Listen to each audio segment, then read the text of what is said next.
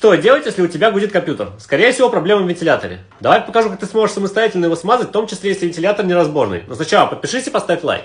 Так ты больше не пропустишь полезные видео. Погнали! Итак, у нас есть два типа вентиляторов. Неразборный, вот с такой пластиковой заглушкой, и разборный, у которых заглушка резиновая. С резиновой заглушкой все просто. Вот таким образом убираем ее. Здесь у нас есть топорное кольцо, которое необходимо снять, чтобы снять саму клетчатку вентилятора. Либо просто налить сюда смазки и закрыть вот таким образом обратно. В случае с пластиковой заглушкой нам понадобится обычный шприц и зажигалка. Суть заключается в том, что мы очень сильно нагреваем иголку, затем вот таким образом делаем отверстие в пластиковой заглушке. Конечно, может быть не с первого раза, но отверстие у вас обязательно получится. После того, как вы его успешно проделали при помощи иголки, заливаем при помощи шприца смазку внутрь. Подписывайся и ставь лайк, если было полезно. Удачи!